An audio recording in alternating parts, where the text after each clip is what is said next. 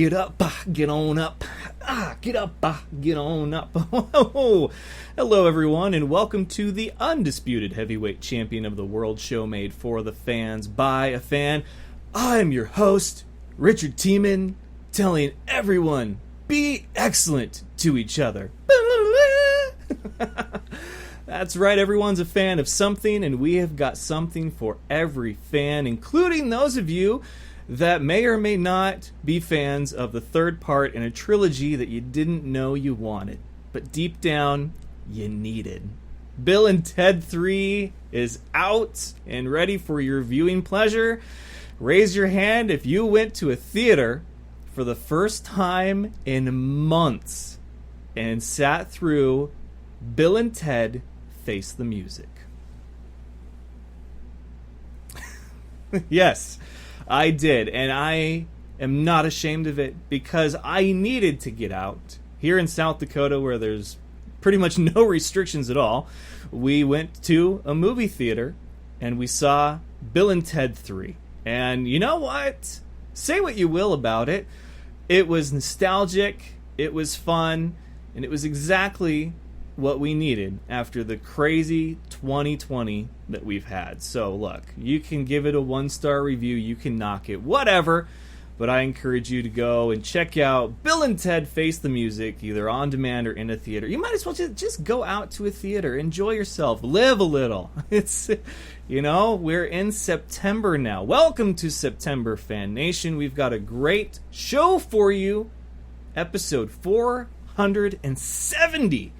My special guest is a young, scrappy, and hungry athlete playing for Macalester College named Randy Jose Beidelschies. I really hope that I say that correctly. We had an awesome conversation. He's actually an IFL hopeful. We don't get many of those. Usually the IFL is used as a stepping stone to try to get an opportunity at the next level. And sure, he'd love to play at the next level, but he loves the indoor football league. There's just something about it.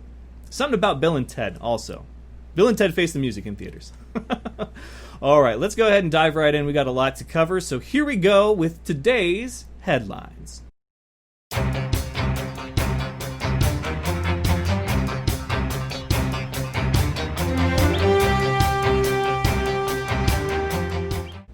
Headlines, of course, brought to you by Dynamite Enterprises. They can customize your world in a number of ways, be it for promotional, advertising, business, or personal. They've got you covered. T-shirts, hats, beanies, polos, jerseys, trophies, plaques, backdrops, all that stuff. It is fantasy football season after all. If you need an award or trophy for the winner, or maybe a little something for the loser, they've got you covered. Visit dynamiteenterprises.com or check out their Instagram at Dynamite Enterprises. Well, last week's episode we began a little differently. I felt there were some things I needed to address and get off my chest, and it was not the same energy, enthusiasm that you've come to know and love from the Fan Show. This episode, number 470, we're back with energy, enthusiasm, and a big smile, but we lead off headlines on a bit of a somber note as we tragically lost Chadwick Boseman, best known for his roles as Jackie Robinson in 42, James Brown in Get On Up, and of course, the Black Panther, King T'Challa of Black Panther and the Marvel Cinematic Universe. He lost his battle with colon cancer, but did he really lose? Stuart Scott says you don't lose to cancer.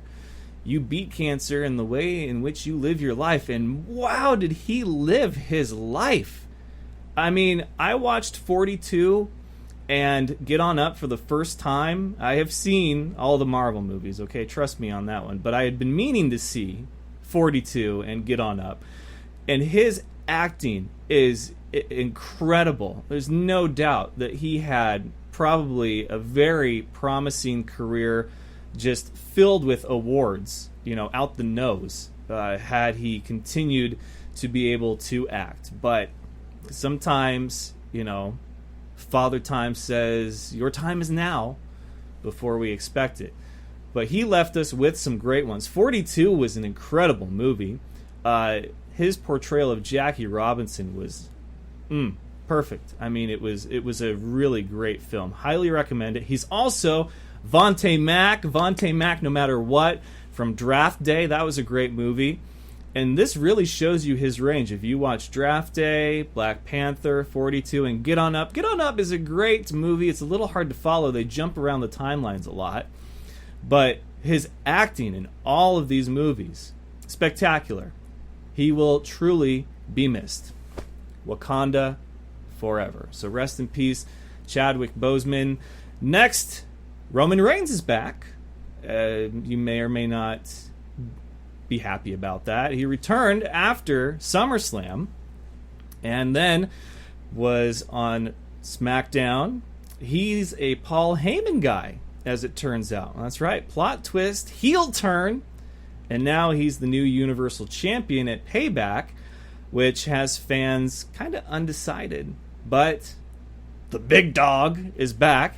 So if you're a fan of that or not, I mean, hey, more power to WWE Creative for trying something new, but that was a pretty quick turnaround time as far as him getting the title already. They've been doing the WWE Thunderdome, which is, if you've seen Black Mirror, there's an episode just like it. They ride these bikes to get credits, and the credits that they earn go to like food, clothing, customizing their avatars, or performing in front of 3 judges like American Idol or any other contest like that one. And behind them, behind the judges, are everybody in attendance as their avatars. So this is a very similar concept. They've got their Zoom box.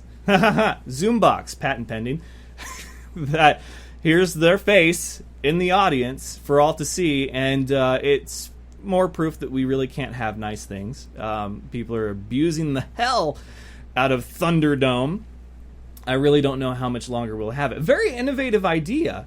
I like how the NBA has the season ticket holders above the bench in the NBA bubble, but there's just something about wrestling fans and why we just can't have nice things in wrestling.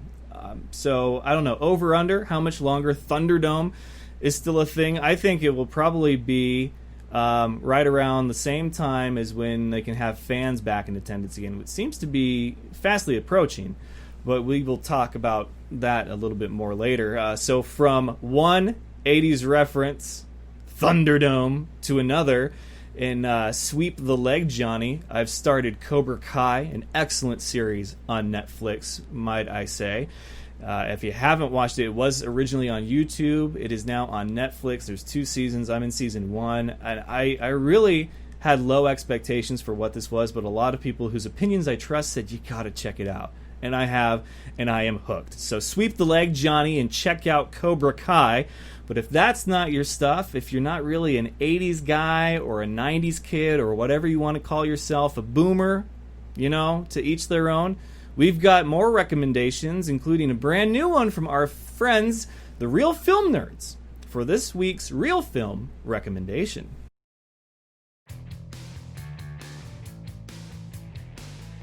How's it going, Fan Nation? It is Mike and Matt from the Real Film Nerds again. This week we sat down and watched a brand new movie that we paid probably too much money for because it's at home theater watching thingamabobber, whatever the hell they're calling it. It's what I thought was only a sequel is now a trilogy, Bill and Ted Face the Music. Mike, go ahead, give us a little bit of info on this film. Yeah, Matt. So this is Bill and Ted Face the Music. It was directed by Dean Pearscott, written by Chris Matheson and Ed Solomon, starring Alex Winter, Keanu Reeves, Samira Weaving, and Bridget Lundy Payne. And it's our 2 buddies. Bill and Ted are back, and now they have kids. And this one was kind of fun. I enjoyed seeing it. The story was a little bit different than what I expected, but I still had a pretty good time watching this, so I would recommend it. Dude, I as well. I might have been the mood that I was in, but I enjoyed the nostalgia of this film. Again, the story was not great. It was all over the place, kind of awkward, but there's lots of wonderful cameos. There's lots of great actors in it. It's a lot of fun. It's upbeat. It's hilarious at times.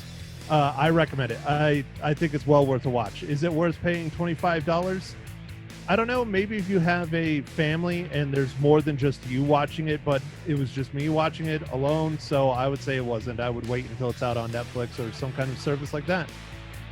Mike, one more. You want to talk about our wonderful giveaway we're doing this week? Yeah, Fan Nation.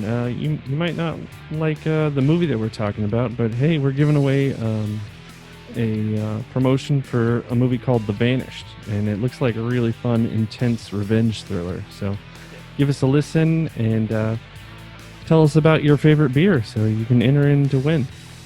Yep, and this is only one of many, many movie giveaways we have coming down the road. So make sure and listen and tune in, and we always try and do something fun for you guys to enter our contest. So this week's, it's tell us your favorite beer, and you can email us at nerds@realfilmnerds.com. All right, I guess that's it for us. Richard, thanks again, man. All right, thanks, guys. Make sure you check out the Real Film Nerds podcast and give them a follow and a like on all major social media platforms. So Cobra Kai is awesome. And then speaking of awesome, we do have post-season live sports, the NBA and the NHL. NBA has resumed its postseason, and we are in round 2 of the NBA playoffs. Here are the matchups. In the East, we have the Bucks and the Heat. The Heat lead 1-0. Game 2 is tonight. And the Celtics versus the Raptors. Celtics lead at 2-0. Over in the West, the Nuggets versus the Clippers. And then the Lakers versus either the Rockets or the Thunder. Rockets and Thunder are tied at 3 games apiece. Game 7 is tonight. We have a Game 7 in 2020. How about that? I'm very excited for this. So place your bets. It's going to be a really good final push to the NBA Finals. Also, the NHL playoffs are in the thick of it right now. Still in round 2, but here are the matchups as they are. The Lightning have advanced, and then the Golden Knights lead the Canucks 3-2. The Avalanche lead the Stars 3-2. They play tonight, and the Islanders lead the Flyers 3-2. Round 2 is certainly a close one. Only one team has advanced to round number 3. So if you're a hockey fan, you're probably loving how the 2020 playoffs are playing out. Then we have the NFL, and breaking news out of there, well, more or less, you may have heard that Leonard Fournette was released from the Jaguars. He did clear the waiver wire, and no, Bill O'Brien and the Texans do not need to trade high priority skill position players to get him. They can just simply go and get him. There's a lot of speculation as to where he might land. The Bears were kind of one of the hot names making its rounds on social media, but I guess they're not interested. Where will Leonard Fournette land? I hope you didn't draft him in your fantasy football league just yet, but we are under the 2-week mark. In fact, I think we're in single digits. Yes, single digits until NFL kickoff 2020. Soak it in. Can you feel it in your fingertips? NFL football right around the corner. Oh, such a good time. Andy Reid has got a 6-year contract extension. Holy crap. They must really feel like they've got a dynasty in Kansas City. But I think the Niners and their Revenge Tour 2020 are going to have a little something to say about that. But it's all fun. Good for Andy Reid. He's a phenomenal coach. Hall of Famer, no doubt.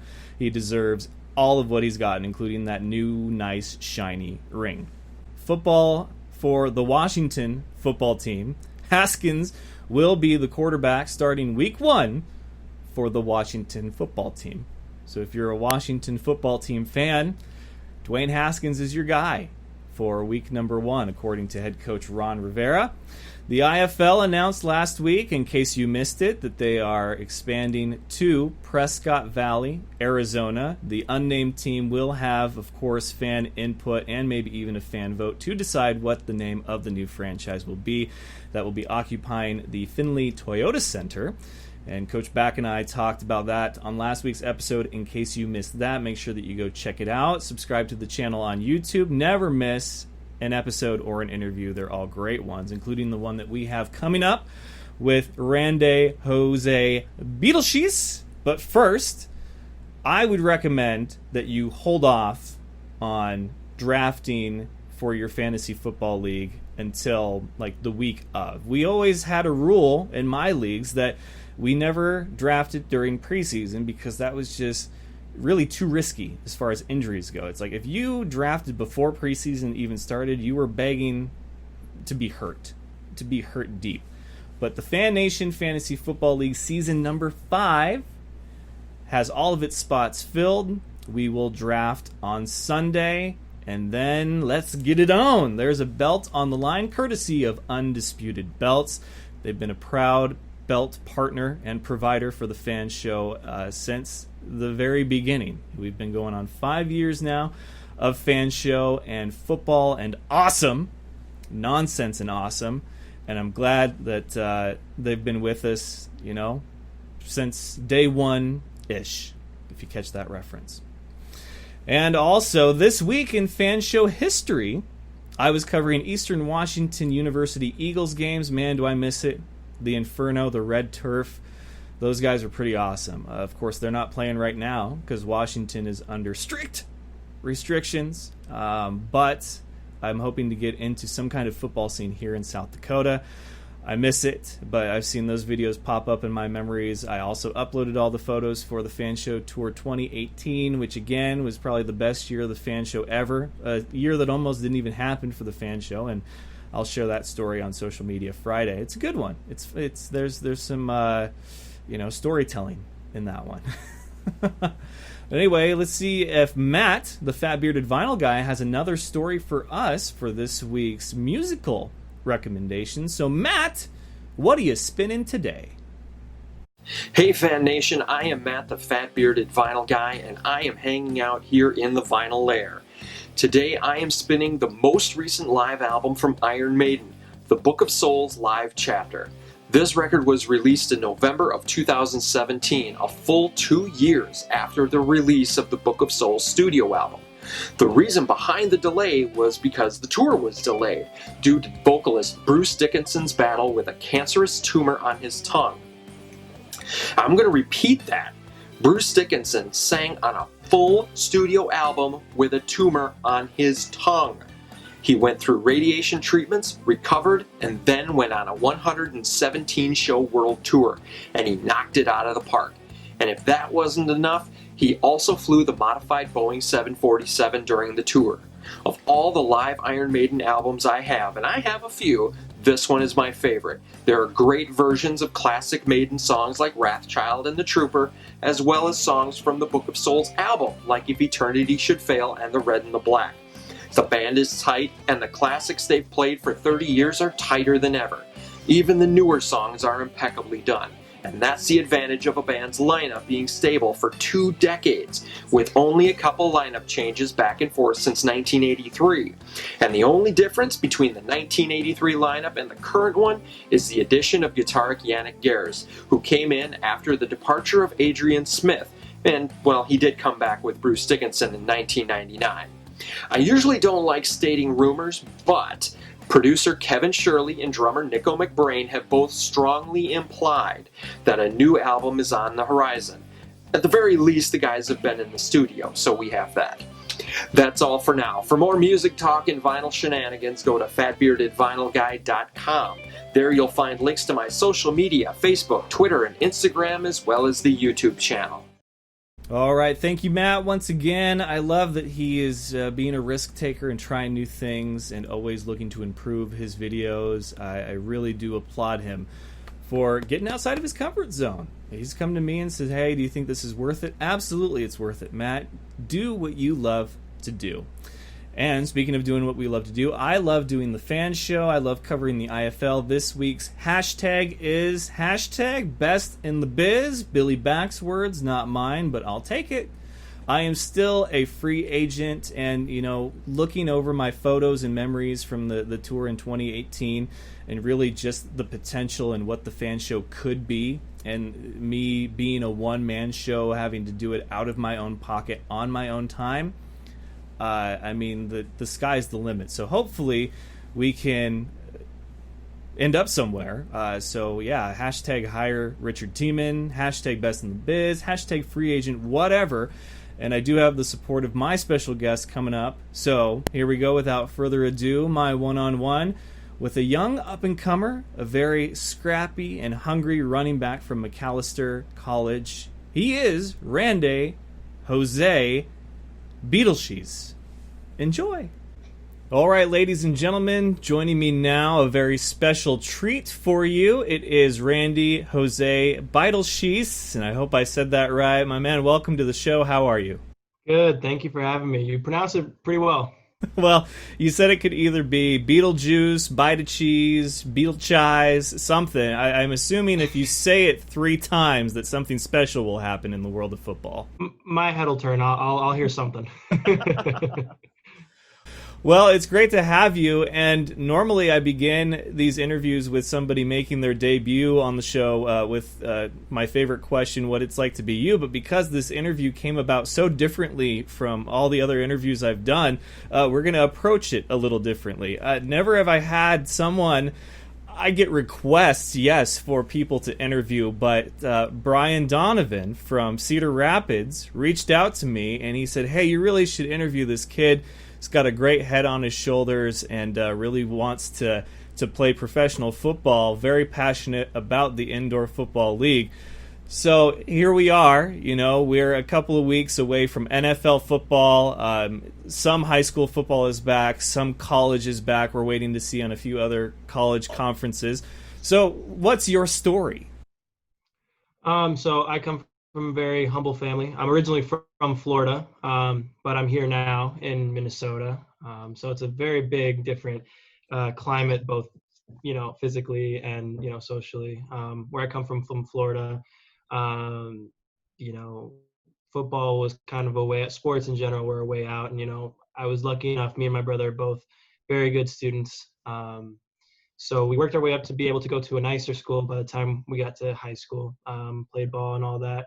Very unique because we played 8-man football at our school. So very, very similar to the indoor game, actually. And, ended up coming up to Minnesota with a close family friend. Originally, I was going to the University of Minnesota football camp. I decided not to go there. It's not the right culture for me and all that. So I decided I'm going to Macalester. One of the reasons I'm studying pre-dental computer science and data science minor. So I keep myself a little bit busy between sports and studying. But yeah, no, it's interesting how I came up to Minnesota. Very different climate. People here are they're nicer, but they're also passive aggressive, kind of like in Florida. In Florida, we're aggressive. We'll tell you what we want.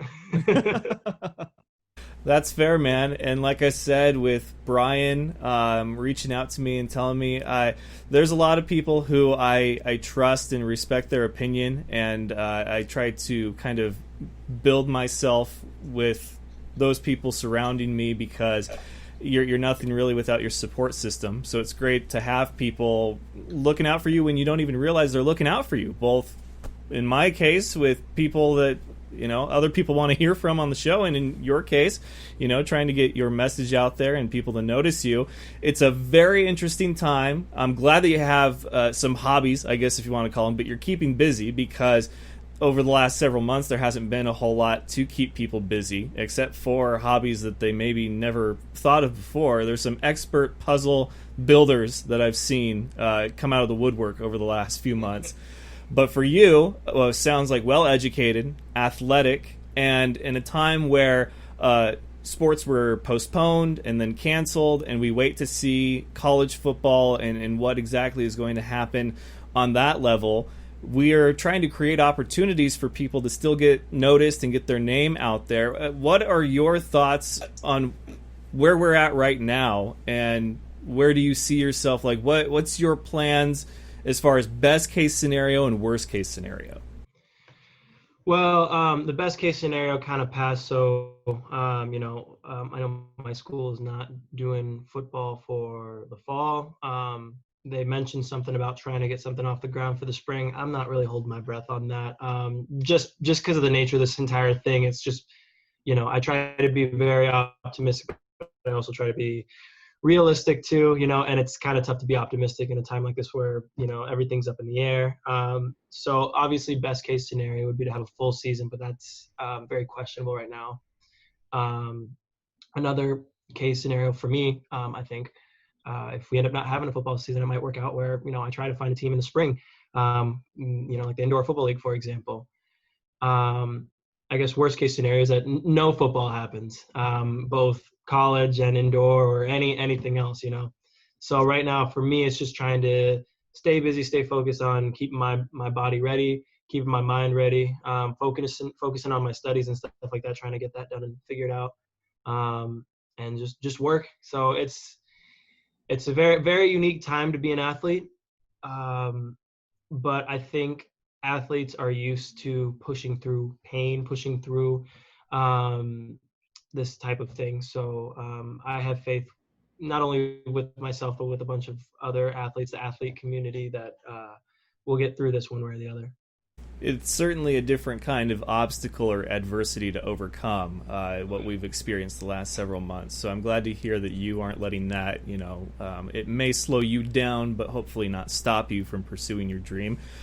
It is heartbreaking to hear that you're part of a program that will not be having its fall season, and I certainly hope the best for you for the springtime.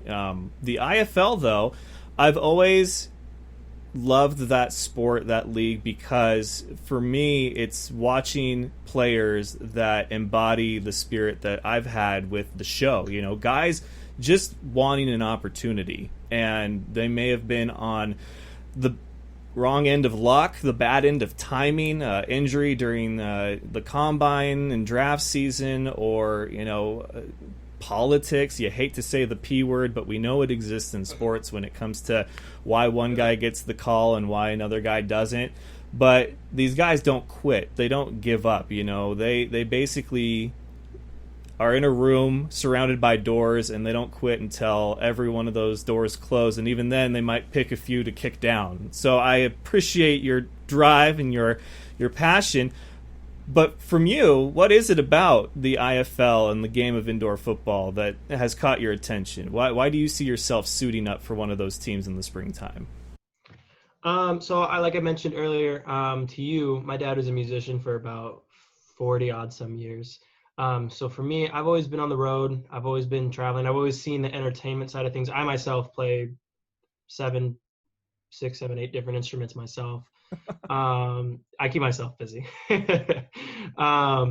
So for me, I've noticed that, there's an intimacy with the fans and the players. I got to take my dad before the virus hit. Got to take my dad to a Cedar Rapids game, the season opener. And there's just a different bond there, like NFL, CFL, all those games are awesome.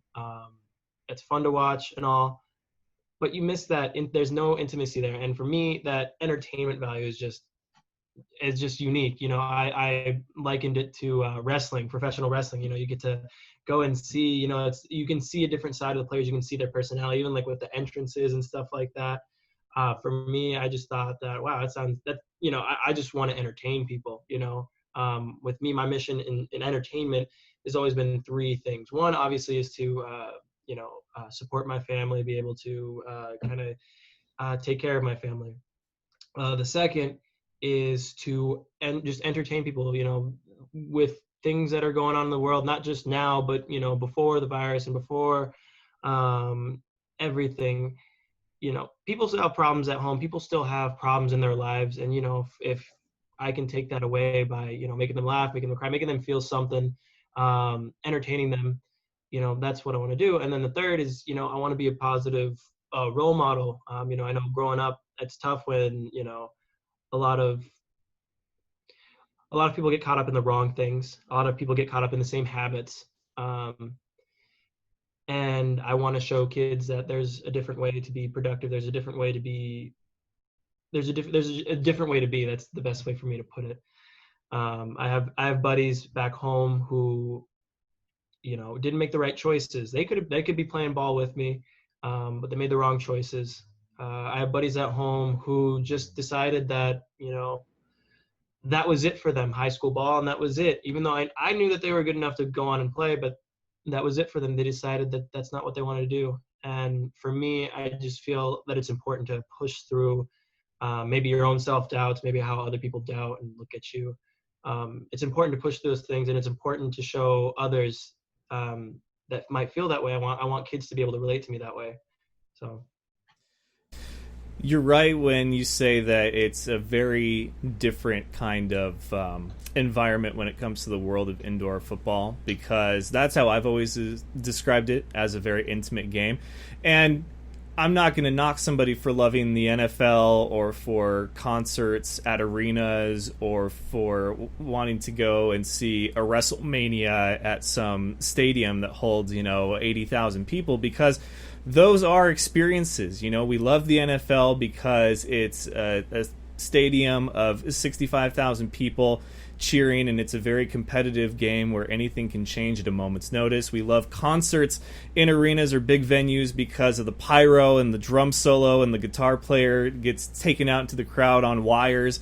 And then we love wrestling events because of the pyro and the production value and everything. But we've also seen more intimate versions of those, live shows for wrestling, IFL as far as football goes, and then concerts that are, at a smaller venue where you're 3 feet away from the lead singer and they might come out and give you a high five. And it really does create a connection between the performer or the athlete and the fan. And with the IFL, the beauty of it is that these athletes, are going out to dinner or parties or showing up at kids' birthdays, and you're not going to get that from the NFL unless maybe it's like a Make-A-Wish kind of thing. But the IFL is definitely a league, and the indoor game is a sport for the fan. If you can't afford season tickets to the Vikings, then you have your team here in the Midwest, or a couple of them to choose from. You guys had Cedar Rapids, and it sounds like even, the few experiences that you had sold you on the game. So I love hearing that people outside of myself feel that way and love the game. And as you can tell, this is a very different kind of interview, because we haven't even gotten to, you as an athlete and what position you play. So, where are you out on the football field, and what are you looking to do at the next level? So I play running back for Macalester. I think I stand at 6'1", 200 pounds. So I'm a bigger back when it comes to that. I actually, my freshman year, started out at wide receiver. I played running back, all high school. But I decided to, work on my hands and get better with my hands. There were things that I knew that I needed to get better. I knew I needed at the time I knew I needed to get bigger. And I knew that I needed to get better hands. So that's kind of the route that I took. And shout out to my strength and conditioning coach, Coach Hintz. He's really helped me along with that sort of thing. I think I came in weighing in at like 170. I mean, I was not as big as I was now, and I bulked up and got faster, got bigger, and all that. So in terms of that, I also have experience at quarterback, kick returns, and this is more high school stuff. I think I played defensive end. I think fun fact, I played defensive end. As like a Jason Taylor kind of looking guy, not very big, but I was fast around the edge. But it's kind of a different environment with 8-man football. Very different environment. Now, I did hear, as far as college football goes, that they are allowing people to carry over their eligibility for another year, regardless of if they are in a program that plays in the fall, spring, or not any time whatsoever for the next year. Now, Macalester is a program that I'm a bit more unfamiliar with. So sure. Have you thought about that? Like, do you think it would be beneficial to you to get another year out of Macalester, or are you taking this as maybe an opportunity to try an alternate route to getting where you want to go? I'm thinking of it like an alternate route, but I'm also thinking of it as I'm studying, Macalester, for a little background, is a small private liberal arts school in St. Paul. And the tuition there, I think, is like $70,000 a year. Now, I don't pay any of that because of financial aid. They do a very good job with meeting their students' financial aid needs. So I'm not paying any of that. Between my academic scholarships and other grants and stuff like that, I've been very fortunate. But I don't want to mess up a good thing either. I'm studying very high end, what I think is high end subjects with pre-dental computer science and data science. That it's one of those things where I don't know that it would financially be in the right mindset for me to defer for another year, or for another semester rather. And pre-dental, it weighs on you, man. It's I just finished up last year with OChem, then a year of biology and stuff like that. And as much as I love OChem as much as the next guy, but I would not rather take it again or anything like that. I want to get out of it as quickly as possible. That's very understandable, and from what I've seen, in my personal opinion, with the IFL is that it's trending in a direction where it will be coast to coast, and we will not have seen an indoor or arena league like that since the Arena Football League, the King of the Mountain. And now that they are no longer around, I mentioned, last episode or on a previous episode that the crown was kind of up for grabs, and that 2020 hurt, but also, may have been very beneficial because we're seeing expansion, and it might be even more ready to go for 2021 with Massachusetts joining, which is a great acquisition. And then we're waiting to see what happens with the Oakland Panthers and the Strike Force. And then there's the rumors that there's going to be a team down in Ontario, California, which is just outside the LA area. So there's a lot of very good things about the IFL. With that, though, it seems to be trending in the direction that it wants to be its own entity as far as its own level of football, and not just really a developmental league.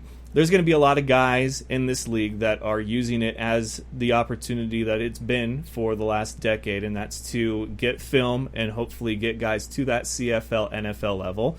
But also its entertainment value and the way that things are looking for it, and being a national league now, guys like you who maybe feel like, my heart is elsewhere, I have athletic ability, so maybe I'm not going to make the CFL, NFL, but I can at least have 4 or 5 really good years in the IFL and make a difference, make somebody's day and still have a great time. So I applaud you for your interest in the IFL and seeing this as an opportunity to kind of go about your dream differently. What would it mean to you to take the field with an IFL team, in 2021 come March?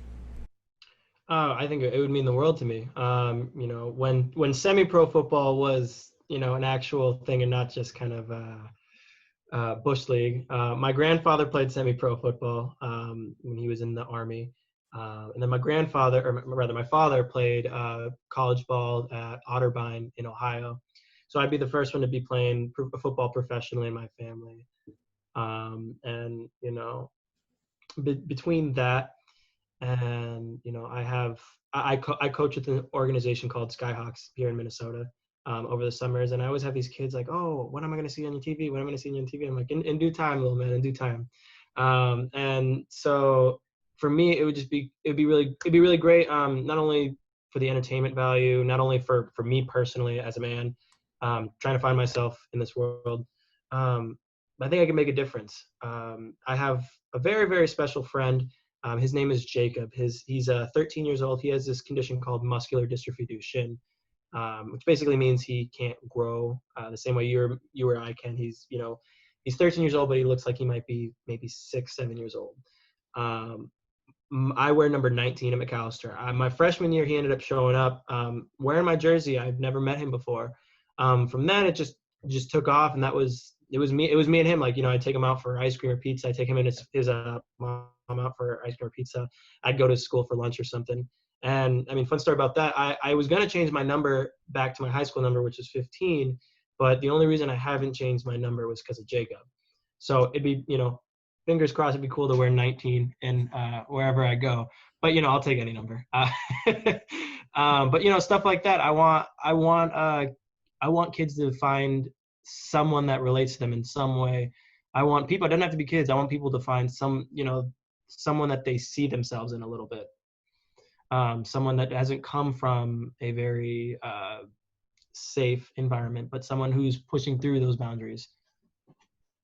I think that's great, man, and that's a heartwarming story. I love stories like that because that's definitely what this level of football is all about. You know, that intimate environment, making those differences where you don't even realize that you're having an impact. There's so many great kids out there that practically worship some of these players, and it's like how are they able to do that when they're not even, you know, on the TV like NFL is, or they're not having mass-produced jerseys available at team stores, but yet they have that impact. And so yeah, hopefully one day I could see a little kid in a suit and tie trying to be me, but I think obviously I'll leave it to you guys, the experts, for them to run around in your jerseys and having that positive impact on a young kid's life. So I'm going to have this last portion of the interview segment specifically for you, and that is, I don't know how many IFL teams, coaches, and staff watch it. I'm hoping they all do. They better be, because, I mean, what other show are you going to watch that's, you know, especially for the IFL fan? Don't worry. But is there a team or a specific market that you'd like to pitch yourself to right now and say, hey, I'm going to be available come 2021, so save a roster spot for me? The way I view life is never leave any door locked. So all the teams, obviously, I'd be very appreciative of. For me, I've been interested in Arizona, any of the teams in Arizona, honestly, and the newly signed Duke City Gladiators. You know, I'm accustomed to the heat. I remember my senior year of high school, we played. The season opener was 100 degrees and 100% humidity. So I know it's a dry heat, but I think I can hold it. I think signing to a team in Arizona, whether it be the Sugar Skulls, the Rattlers, or the mystery team, whatever that name will be in Prescott Valley, or the Gladiators, that'd be pretty cool to get signed there. I'm just excited to get the ball rolling. I'm excited to make an impact wherever I go, and that's one thing that I've had to. It's one thing that I've embraced throughout this entire pandemic thing, is that I have to embrace who I am as not only as a person, but as a player, as an individual, and realize what I bring. And I know that I bring, for one, you're not going to have any, I want to say this the correct way.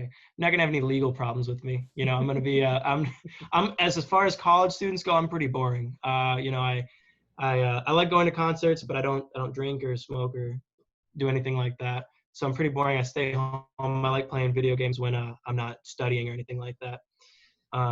That's more for my professors than anything else. I know a lot of guys that they were very much kept to themselves at home, played a lot of video games and things like that. But come game time, man, the switch went off. And I could see you being something like that, where, you know, come kickoff or the entrances or things, you're a completely different person than who you are at home. Oh yeah, I'm like, you know, I was driving home with my brother just not too long ago getting food, and I was like, I'm gonna try this heel character, okay? And I just Well, I wish you the best in your pursuit of, you know, one, your dreams, whatever those are, and it sounds like football is one, at least in the near future, and I hope that a IFL team saves a roster spot for you, because I think it'd be a lot of fun to watch you play. Brian certainly speaks very highly of you, and, you know, if you thought Cedar Rapids was good, I mean, there's a lot of other markets that it would really just blow your mind. So I hope you get your shot. It's been great talking to you. Don't be a stranger, and I really appreciate your time, and, you know, stay safe. It sounds like you're already staying busy, so I don't have to tell you that twice. But he is Randy Jose Beidelschies of Macalester University. So, hey, man, thank you so much for your time. Thank you so much for having me. I really appreciate it. Absolutely. We'll talk to you soon. And thank you, Randy, once again for being my special guest this evening. I do love when I get a different kind of guest on the show. I mean, coaches and players, and people of special interest, celebrities even, athletes. It's a lot of fun, but a young up-and-comer like that who was referred to me by a friend, and then to be able to sit down and talk with them one-on-one and just have them really enjoy their time here on the show, I loved it. I think it was a great time. So make sure that you go and give him a like and follow on social media, as well as give the F.A.N Show a like and follow on all major social media platforms, including Twitter, Instagram, Facebook, and of course the YouTube channel. I almost lost my train of thought there. If you can't watch us on Facebook or the YouTube channel, which I think you have some time to, but if you're more of a podcast version, then make sure that you're subscribed to the show on iTunes, SoundCloud, Spotify, and iHeartRadio. So that's going to do it for episode 470. Remember, it's not official unless it's F.A.N Show official, and we are officially out of here. So until next time, ladies and gentlemen, best of luck to you and yours. Go Niners, and it's all fun and games until you butt fumble. Good night, folks. Do you remember the time that Mark Sanchez ran into his own player's butt? That was funny sports. Thank you for having me on the show, man. I love the F.A.N Show.